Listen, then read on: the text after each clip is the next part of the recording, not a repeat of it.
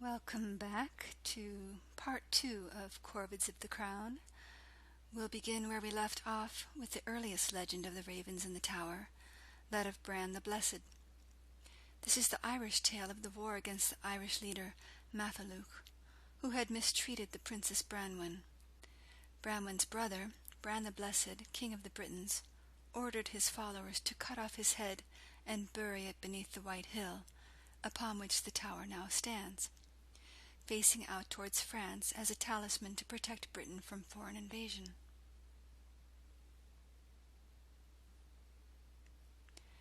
Bendigeidfran, or Bran the Blessed, is god of the ravens and prophecy in Celtic mythology.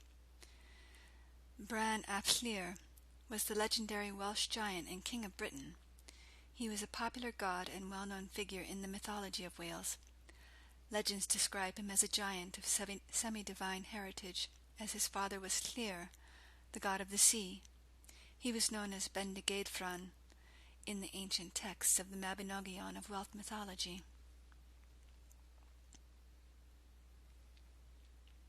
There are two important families in the Welsh mythology, the children of Llŷr and the children of Don.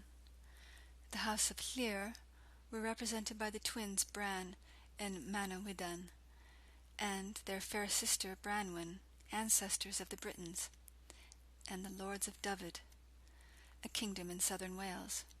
Bran was king of the whole of Britain. The house of Don have a kingdom in northern Wales called Gwynedd. Don was the ancestor of the Gaels. Here's Dyfed and Gwynedd in northern Wales. The tale about these families are told in the first 4 stories of the Mabinogion, which are often called the 4 branches of the Mabinogi. Bran and Bendigeidfran mean raven, holy raven, or blessed crow. Black ravens came to symbolize the presence of Bran and were sacred to him. Ravens were revered in the Celtic world as they were thought to be messengers between the mortal world and the world of the spirits or other world, known in Welsh as Annwn or Annabyn. It was essentially a world of delights and eternal youth, where disease was absent and food was ever abundant. Annwn was ruled by Arawn, or, in Arthurian literature, by Gwyn ap Nudd, son of the White. He is the horned god, the lord of the wild hunt. The tale of Bran the Blessed is told in the second branch of the Mabinogi, called Branwen fer Llŷr, or daughter of Llŷr. Bran the Blessed, or Bendigeidfran, I will use these names interchangeably, is a son of Llŷr and the brother of Branwen and Manawydan. Their mother was a mortal woman, Penardum. Nisian and Evnisian were their half-brothers. The name Branwen means the white blessed raven. The children of Llŷr represented the powers of darkness in Welsh mythology. They were constantly at war with the children of the mother goddess Dawn, who represented the power of light. Bran was a giant, a hero, and the king of all Britain. He was the most mighty chieftain of the Island of the Mighty, or Prydain, which is Welsh for Britain. I'm going to attempt to give a summary of the second book of the Mabinogion. One day Bran and his brothers, Manawydan, saw a fleet of 13 ships sailing swiftly across the sea towards Wales.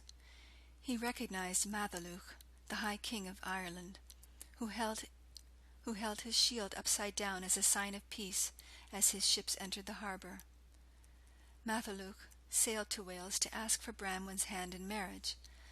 The Irish king hoped the marriage would lead to a political alliance between Britain and Ireland. A son born to Branwen would be the future ruler of both islands. Bendigeidfran agreed to Matholwch's request, But the celebrations are cut short when Evnisian, the evil half-brother to the children of Llŷr, brutally mutilates Matholwch's horses, angry that his permission was not sought in regards to the marriage. Matholwch is deeply offended until Bran offers him compensation in the form of more horses and a magic cauldron of rebirth, which could bring the dead warriors back to life. It's called the Renaissance Cauldron, or the Cauldron of Rebirth. Pleased with the gift, Matholwch and Branwen sail back to Ireland to reign. Once in Matholwch's kingdom, Branwen gives birth to a son, Gwern. Gwern's birth was a symbol that the people of Britain and Ireland would one day be reunited. But Evnisian's insult continues to rankle among the Irish, and eventually Branwen is mistreated, banished to the kitchens below the palace and beaten every day. She eventually tames a starling and sends it across the Irish Sea with a message to her brother Bendigeidfran, who sails from Wales to Ireland to rescue her with his brother Manawyddan, and a huge host of warriors mustered from the 154 cantrefs of Britain. Bran and his army march through Ireland towards King Matholwch. They find crossing the river Liffey very difficult. Bran lay across the river so his men are able to travel over his back to the other side. The place where this mythical events took place is known today as Hurdle Ford and part of the city of Dublin. News soon reaches Matholwch of the arrival of Bran and his army on the coast of Ireland. The frightened Irish king attempts to quickly make peace with Bran.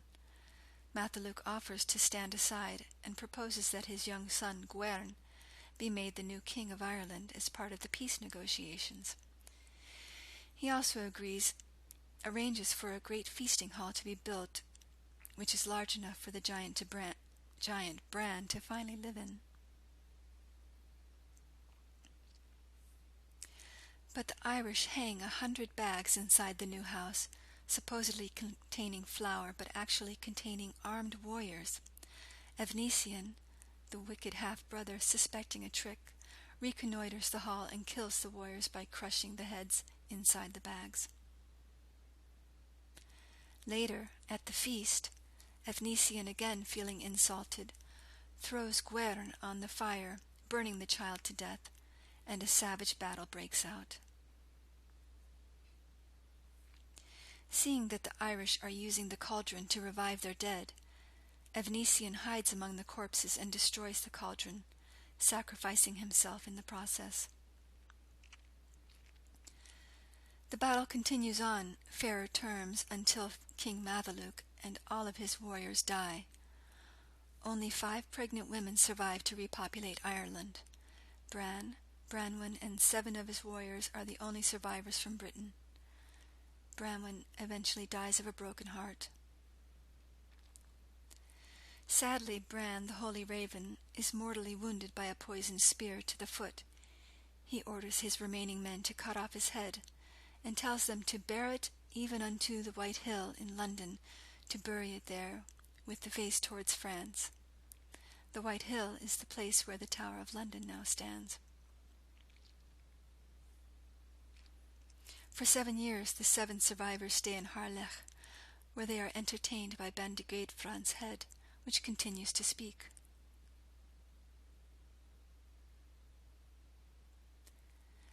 They later move on to Gwales, or Grasholm Island off Dyfed, where they live for 80 years in bliss without perceiving the passage of time. This is the other world. I'm going to read a quote from the translation of the Mabinogion by Lady Charlotte Guest. At the close of the 7th year they went forth to Gwales in Penvro, and there they found a fair and regal spot overlooking the ocean, and a spacious hall was therein, and that night they regaled themselves and were joyful, and there they remained 80 years, unconscious of having ever spent a time more joyous and mirthful. And they were not more weary than when they first came, neither did they, any of them, know the time they had been there. and it was not more irksome to them having the head with them than if Bendigeidfran had been with them himself. And because of these 80 years, it was called the entertaining of the noble head. Eventually, Hylan Fab Gwyn opens the door to the hall facing Cornwall, breaking the spell of the otherworld, and the sorrow of what had befallen them returns. This is the coat of arms of Cornwall, featuring the crow and the crown.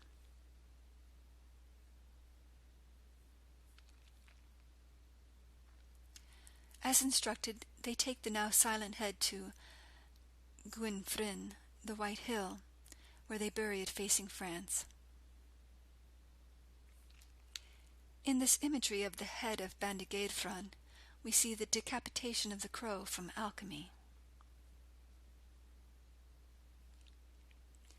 The caput corvi is the symbol of the negredo.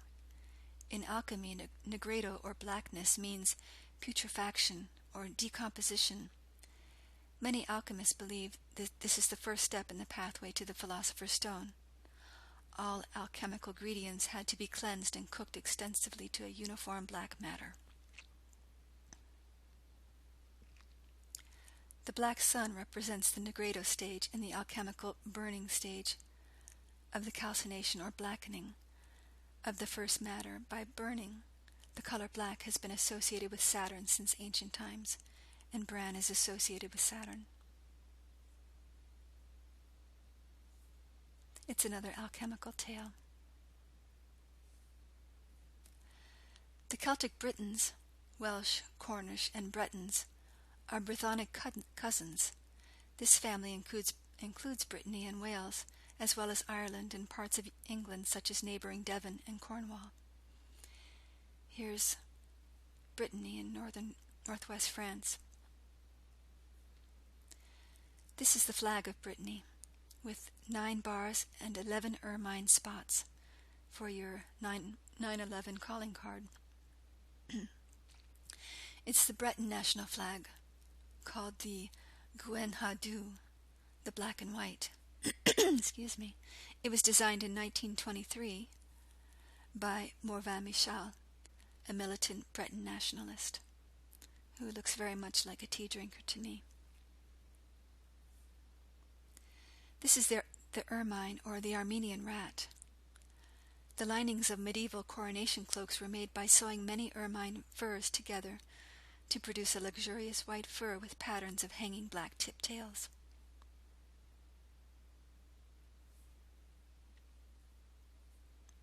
This is a painting called The Lady with an Ermine by Leonardo da Vinci.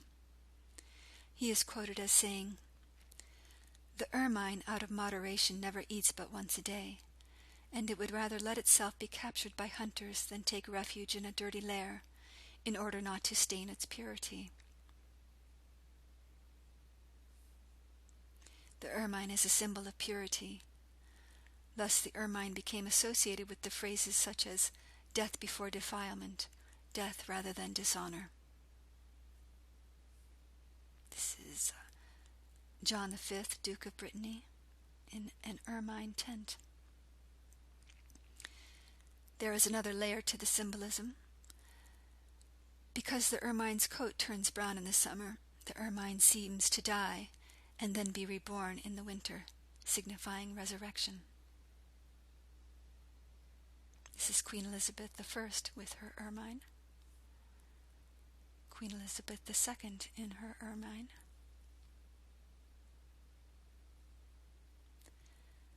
The name of the coronation robe maker is Ede and Ravenscroft. In 1969, Ede and Ravenscroft made the robe for the investiture of Prince Charles.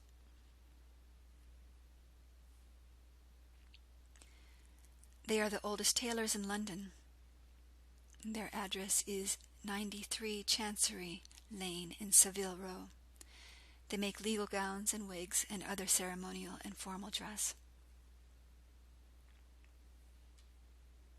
They also serve as tailor to the infamous Bullingdon Club at the University of Oxford. Here is Boris Johnson and David Cameron.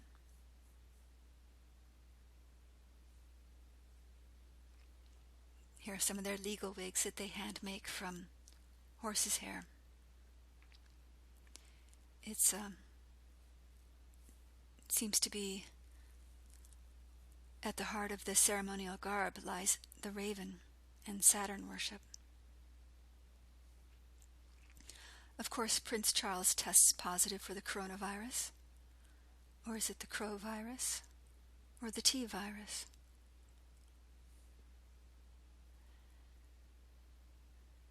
Here is Prince Charles, the Tuatha Cymru, the Prince of Wales. Why is he Prince of Wales? Since the 14th century, apparently, the title has been a dynastic title granted to the king or queen, to the heir, granted by the king or queen to the heir apparent to the English or British monarch.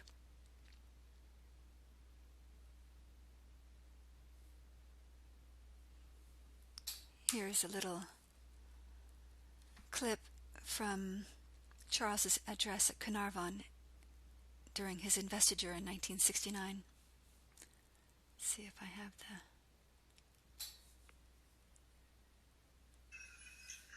Rydw I wedi synnu nad yn holl gystadlaethau yn y sefydliad rhagorol yma, ac rydw I wedi cael blas arbennig ar y canu brwd a phersau. Canu mor frwd, fel y byddai'n dda eich cael chi gyd yng Nghaernarfon.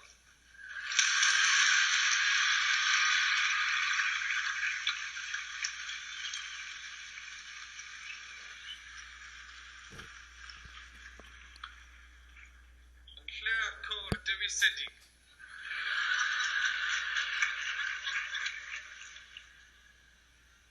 Ond gweithio'r modd, rydw i'n deall na fydd neb ohono yn y fan hwnnw.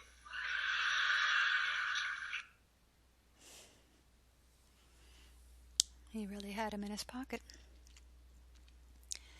Here is many Welsh nationalists were opposed to the investiture of Prince Charles at Carnarvon. They were protesting the celebration of the usurpation of the Prince of Wales title from the native Welsh princes by King Edward I in the 13th century. Looks like controlled opposition, of course. Here is the Welsh flag with the red dragon, Ithre Goch. The Prince of Wales was a title held by native Welsh princes before the 12th century. The term replaced the use of the word king. The last Welsh prince, Llywelyn ap Gruffydd, was killed in battle by Edward I, King of England, who invested his son Edward of Carnarvon as the first English Prince of Wales in 1301. So the story goes. Edward I, also known as Edward Longshanks, was the fifth king of the House of Plantagenet. According to legend, the king had promised the Welsh that he would name a prince born in Wales who did not speak a word of English, and then produced his infant son, who had been born at Carnarvon, to their surprise. Llywelyn ap Gruffydd died in battle with the English. His head was chopped off and subsequently displayed on a spike at the Tower of London. So here we have another legend of a Welsh head at the Tower. Llywelyn ap Gruffydd's death in 1282 supposedly marked the completion of Edward I's conquest of Wales. This is Carnarvon Castle. Another Disney prop and another World Heritage Site. The castle was neglected until the 19th century, when the state funded repairs. The castle was used for the investiture of the Prince of Wales in 1911, for your 9/11 again.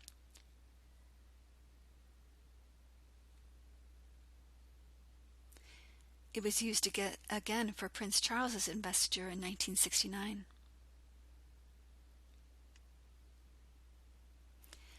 At this event, Queen Elizabeth II said to Charles, as she placed the crown on his head. "This dragon gives you your power, your throne, and your authority." To which Charles responded with, "I am now your liege man, and worthy of your earthly worship." Liege man meaning lord or master. She was quoting Revelation 13:2. "And the beast which I saw was like unto a leopard, and his feet were the feet of a bear, and his mouth as the mouth of a lion. And the dragon gave him his power, and his seat, and great authority." Many believe that Prince Charles is the anti-Messiah, or the Antichrist. And the Welsh dragon gave him his power. So the myth goes. Carnarvon Castle was part of the Iron Ring of Castles, which was a chain of fortifications and castles built in North Wales at Edward I's command. The purpose of building the Iron Ring was to control the native population of North Wales, particularly Gwynedd, which had been the main locus of resistance to the English crown for centuries. The jewel in the crown of the Iron Ring was Carnarvon Castle. Many of the castles were the work of master architect James of St. George. Each castle was built with an integrated fortified town. And this is their Freemasonic architect that they put forth, James of St. George. The Iron Ring.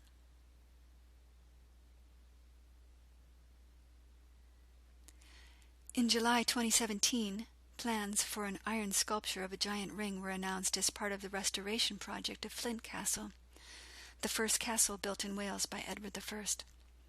The plan was met with criticism, and accusations were made that it was commemorating the conquering and subjugation of Wales by England. Plans for the sculpture were ultimately cancelled. This is the Iron Ring. Looks a lot like Saturn's ring.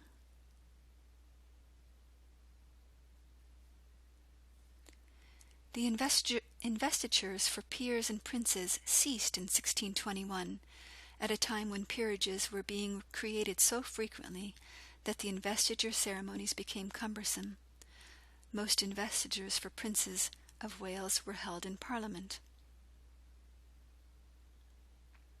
In 1911, the Welsh Prime Minister, David Lloyd George, revived the investiture ceremony at Carnarvon Castle.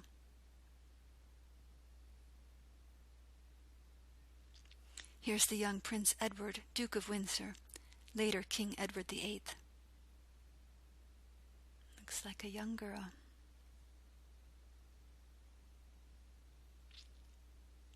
This is the same king who abdicated so he could marry the tranny Wallis Simpson. The perfect reverso couple.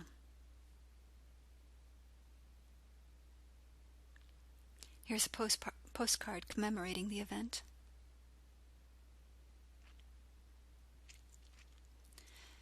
So how come Prince William isn't Prince of Wales? It's like Prince Charles is looking very matronly here. One of William's titles was previously Prince William of Wales, until he was given the title the Duke of Cambridge upon marrying Kate Middleton. When Charles becomes king, he will again become Prince of Wales. On the summer solstice of this year, June 21st, there will be a total solar eclipse. This day happens to be Prince William's birthday. The total solar eclipse is a form of sacred marriage of the sun and moon, the corona of the androgyne. Will William be king at this time? I suspect this event has been in the planning for a very long time. The Prince of Wales has a badge of 3 ostrich feathers emerging from a gold coronet. It dates back to Edward the Black Prince, eldest son and heir apparent of Edward III of England, from the house of Plantagenet. The badge itself is sometimes used to symbolize Wales.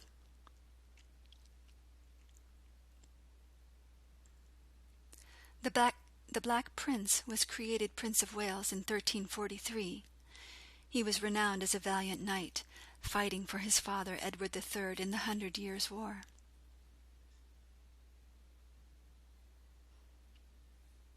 This is his shield used for jousting. Ich dien means I serve in German. You can see this badge several times, alternating with his royal arms, on his chest tomb in Canterbury Cathedral. Here's the Black Prince with the single ostrich feather. So where did the ostrich plumes of Wales originate? One origin story of the badge is as follows. At the Battle of Crecy in 1346, when he was only 16, he fought very gallantly alongside his father. He slew John I of Bohemia, famous for being both blind and brave. As the battle turned against France and her allies, John had demanded to be led into the battle by his guiding knights. He was, of course, cut down and slain, and the Black Prince plucked the ostrich feathers from the dead king's helmet and adopted his motto of Ich dien, to emphasize his heroic victory. The problem is John of Bohemia carried no such feathers, and that was not his motto.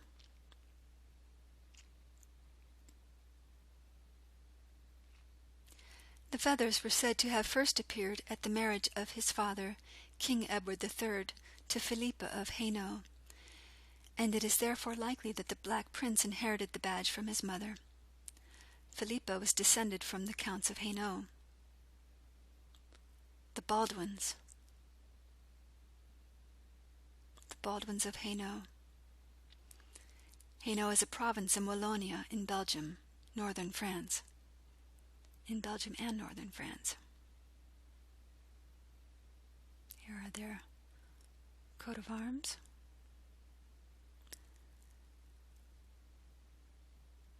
Queen Philippa is famous for her compassion. Here she is interceding for the burghers of Calais, begging for mercy from her husband. The Burghers of Calais is a sculpture by Auguste Rodin.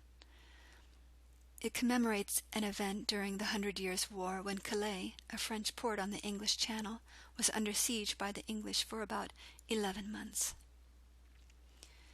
The Black Prince was Philippa's eldest son of 13, and he bore the title Count of Ostravent, the ostrich feathers being perhaps a heraldic pun on the name.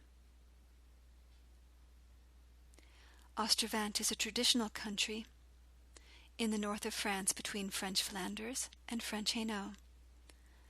The Black Prince was a Walloon. This is the flag of Wallonia, a French-speaking region of Belgium. Flanders is their Dutch-speaking counterpart in roughly northern Belgium. And we must remember that all of Europe today is currently ruled from Brussels. The root of the word Wallonia is related to the words Wales, Cornwall, and Wallachia. These names come from the root word Walha, a Proto-Germanic term used to refer to Gallo-Romance speakers. These are Walloons, and they are a distinct ethnic community within Belgium. Walloons are described as being descendants of the Gallo-Romans with Germanic-Frankish admixture. The tea-drinking Leon de Grelle is the most famous Walloon I know of. These clown-like characters are called Gilles, and they march in the Carnaval de Banche, dating back to the 14th century. The entire economy of the town revolves around these celebrations. Appearing on Shrove Tuesday, they number about 1,000, aged 3 to 60, all male. It's a privilege to join the Gilles. Later during the day, they don large hats adorned with ostrich plumes, which can cost more than $300 to rent. They march through the town with baskets of oranges, which they throw at spectators and property quite vigorously. They are blood oranges with purple-red pulp, so it's a very macabre scene, apparently. Here they are in their wooden clogs, dancing the pas de chat, or cat step, to keep warm. Some men, called mamselles, dress up as women.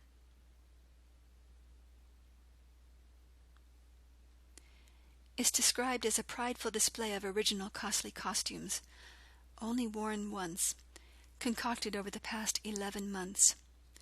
The ostrich feather hats are almost 4 feet high and weigh about 6.5 pounds. Here's young Prince Edward with his ostrich feather hat.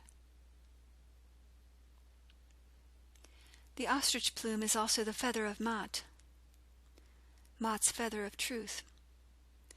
This feather encodes the number 42 because the ostrich egg takes 42 days to hatch. The assessors of Maat were 42 minor ancient Egyptian deities of Maat, charged with judging the souls of the dead in the afterlife by joining the judgment of Osiris in the weighing of the heart.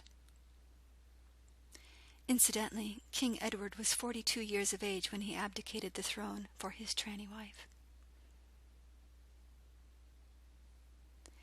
They were also the 42 negative confessions of the deceased, recited on the Day of Judgment. 42 is, of course, the answer to everything. The feather of Maat was adopted as a personal emblem of rock musician Robert Plant for use on the Led Zeppelin album 4. King Edward I, who invested his son, the Black Prince, as the first English Prince of Wales, was from the House of Plantagenet. Is Robert Plant a Plantagenet?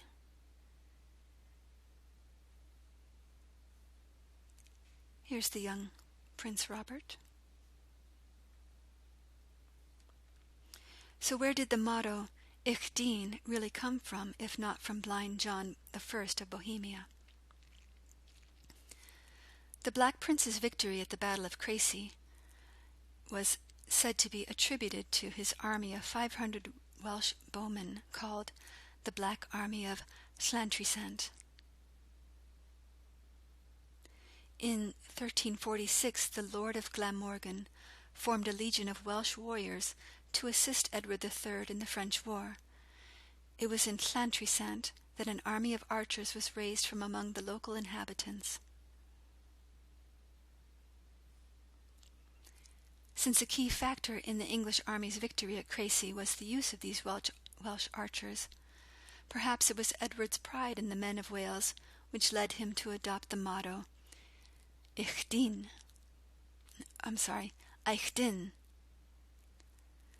The motto Ich dien is really supposed to mean Ich din, your man. According to a Welsh tradition, the English Edward I, after his victory over the Welsh, promised to provide Wales with a prince who could speak no word of English. When his son, the Black Prince, was born, he presented him to the assembly, saying in Welsh, Ich din, behold your man. Essentially saying, behold your first English Prince of Wales. Remember, the name Charles means man. Ich din, behold your man, quote unquote. Here's the location of Llantrisant in southern Wales. The ancient tradition of the beating of the bounds originated here. Local children are bounced by elders onto the boundary stones of the old borough. It occurs every 7 years and has its roots in the granting of the royal charter to Llantrisant just months before the black army of local archers helped Prince Edward to victory. It is a city of 11 million. Interestingly, the Royal Mint, which produces all British coins, moved from London to Llantrisant in 1968 in order to meet demand when the UK converted to decimal currency, just 1 year before Prince Charles's investiture as Prince of Wales. The Royal Mint has been in existence for around 1100 years, first in the Tower of London, then Tower Hill, and now in Llantrisant, Glamorgan, Wales. In 1279, control of the mint system was centralized to the mint within the Tower of London. Today it's located at this 38-acre plant in Wales. The Black Army is responsible for the origin of the V sign or bullock sign. This gesture comes to us from the Anglo-Welsh archers of Crecy. What the French did, if they ever captured the archers, was to cut off these 2 fingers so they would never shoot an arrow again. So when enemy armies faced up, the archer had a habit of showing the French that they had their 2 fingers, that they were ready to shoot arrows, ready to wage war.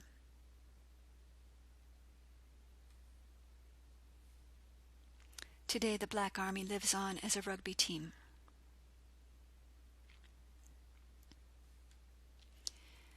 On August 6, 1946, Princess Elizabeth, later Queen Elizabeth II, wears a robe of green and is initiated into the mystic circle of bards. Here she is being led by a druidic high priestess. The high priestess is a man, of course.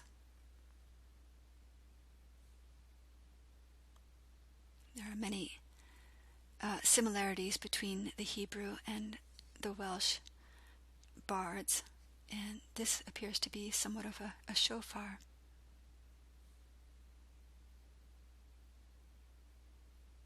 So what's going on with this druidry, and why would the future head of the Church of England, a Christian denomination, initiate as part of another religion?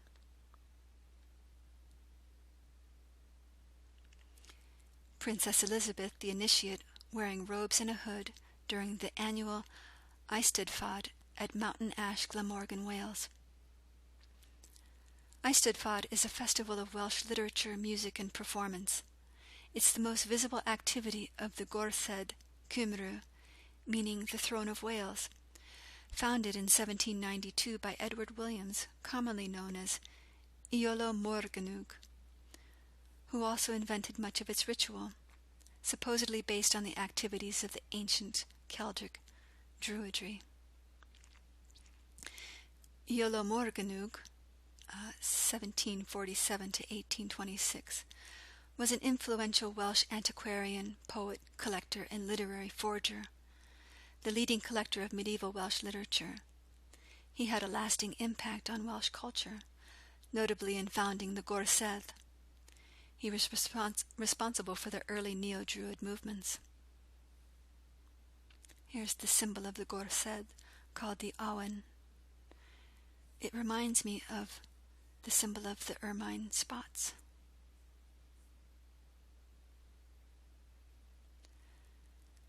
The 3 lines are the rays emanating from the 3 points of light, with those points representing the triple aspect of deity, and also the points at which the sun rises on the equinoxes and solstices, known as the triad of the sunrises, surrounded by 3 circles representing the 3 circles of creation. The British Druid order attributes the symbol to Iolo Morganwg. This is the Gorsedd of Brittany, called the Gorsedd in 1906. Emma Restall Orr, founder and former head of the Druid Network, seems to be the it seems that the Druid high priestess is still a man. Here's the Druid network symbol, which is an oak tree. Here's the Coven of Druids at the very fake Stonehenge.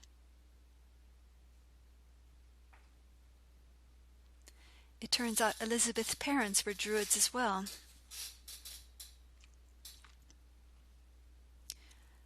Royal bards Albert Eforg and Betsy of Eforg, which means York, initiated members of Gorsedd at Welsh National Eisteddfod.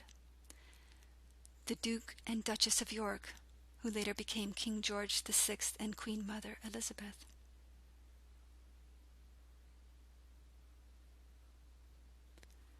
Apparently the Queen was excommunicated from the Druidic order because she speaks no Welsh. I doubt it.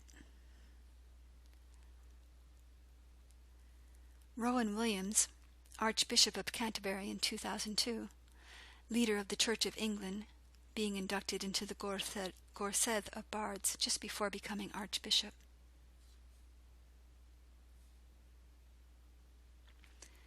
Edward the Black Prince was made the first Duke of Cornwall in 1337, the first English dukedom.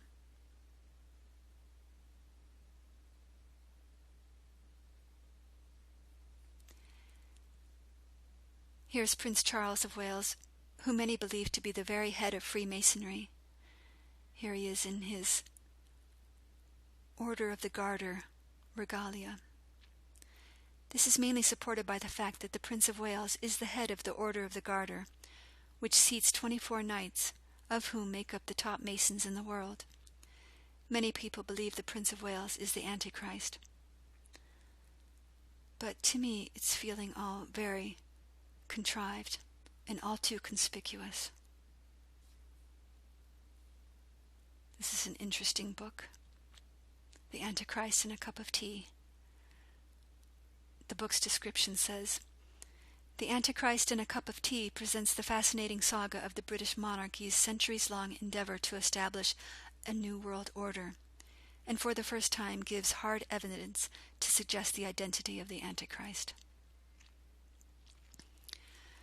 We're certainly seeing a new world order emerge today, and I don't know, maybe all of this regalia has something to do with it. It clearly is going to take some more research, but I don't know if I want to keep pursuing it because it feels like a trap. There are 3 champions known as Raven Kings. Here is Odin, the Norse god, with his 2 raven prophet messengers, winged black Mercuries, Hugin and Munin. Odin is referred to as the raven god due to his association with these ravens. The Hanged Man in the tarot is actually a depiction of Odin, who suspended himself from a tree in order to gain knowledge of the runes, symbolizing sacrifice and prophecy. The second raven was King Arthur, who in Wales and Cornwall was believed to inhabit the raven's body after death.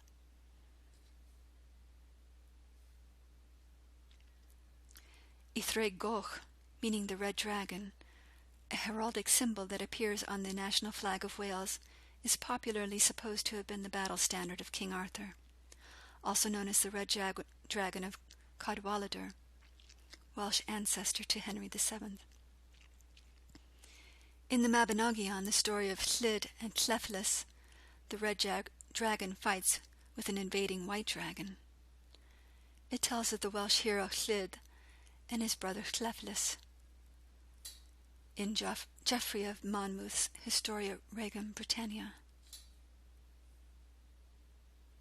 More alchemical symbology. The third king particularly connected with the raven was Bran the Blessed, the Irish cult hero whose very name Bran means raven. Bran was also connected with Saturn, the black planet, which symbolized alchemical lead. Mythologically, Bran and Saturn were both eaters of flesh, the corrosion of substance. In Vedic texts, Saturn is described as riding a crow and carrying a skull. Shani refers to the planet Saturn and is one of the 9 heavenly objects known as Navagraha in Hindu astrology. Shani's iconography consists of a handsome figure carrying a sword or danda and sitting on a crow. He is the god of justice in Hindu religion and delivers results to all depending on their karma.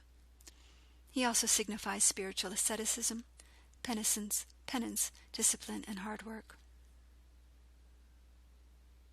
Shani.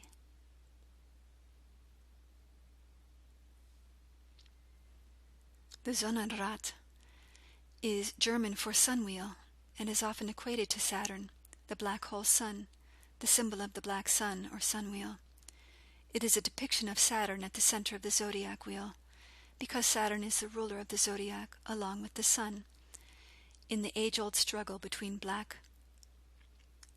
black sun, Saturn, lord of the underworld or winter, and the orange sun, the savior, the light of the world in the summer, over control of the zodiac year, the struggle of duality, summer versus winter, day versus night. This is why orange is the new black. And I have to thank James True, whoever or whatever he is, for bringing this association to my attention.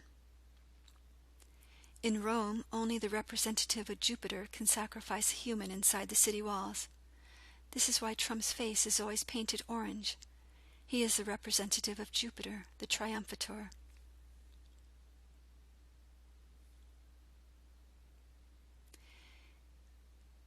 In Rome, in the Roman triumph, the general was dressed in an elaborate red or purple toga, and his face was painted red to imitate the red-painted face of the statue of Jupiter, the king of the gods. The red paint was made with vermilion, an opaque orange-red pigment derived from the powdered mineral cinnabar. This is a painting of the Triumph of Caesar by Andrea Mantegna. The triumph was a ceremonial procession granted to victorious generals, who drove in a chariot drawn by 4 horses. They would ride through the streets to the temple of Jupiter on the Capitoline Hill to offer sacrifice in the temple. The name Trump actually comes from triumph. It also means to surpass or beat, as well as to deceive or cheat. It's a loaded name. Here's Trump the Triumphator in his Corona Triumphalis. The Triumphator, a man of triumph, embodies or impersonates Jupiter in the triumphal procession. Here is the Corona Triumphalis, otherwise known as the laurel wreath.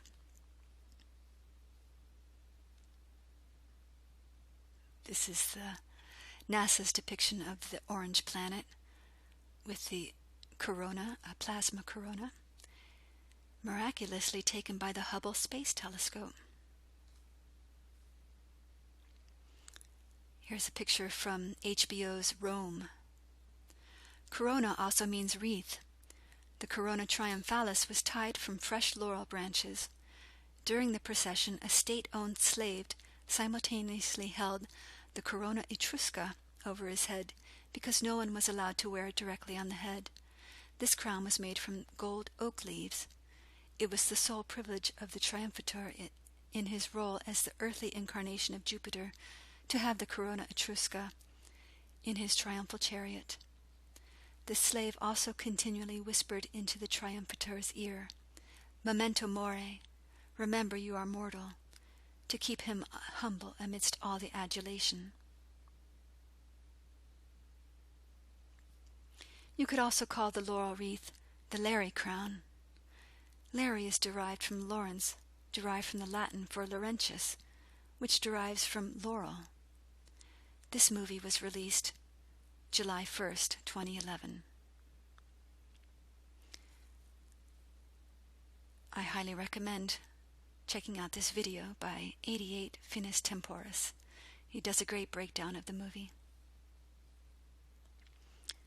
They have been prepping Tom Hanks for his role as Queen of the Crovids for a very long time. So are we seeing the struggle of Saturn and Jupiter playing out before our very eyes on the earthly plane? Well, on December 21st, 2020, with winter solstice of this year, we'll witness the historic conjunction of Saturn and Jupiter, the great chronocrators or time lords. It is called the Great Mutation Cycle. Saturn takes 30 years to progress through the ecliptic, while Jupiter takes 12. There you have your 42 again.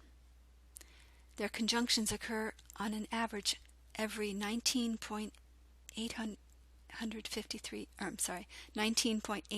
years, for your 19 again. But practically in astrology we use 20 years.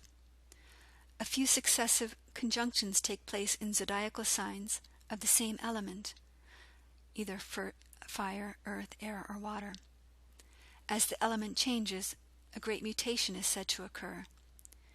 We'll be leaving the earth element of Capricorn, in which the last 3 great conjunctions have occurred over the last 180 years, and entering the air sign of Aquarius.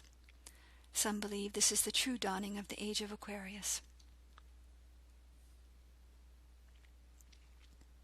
Perhaps this archetypal struggle between Jupiter and Saturn will be played out as below, by Trump the Triumphator as Jupiter and King Charles the Crow as Saturn.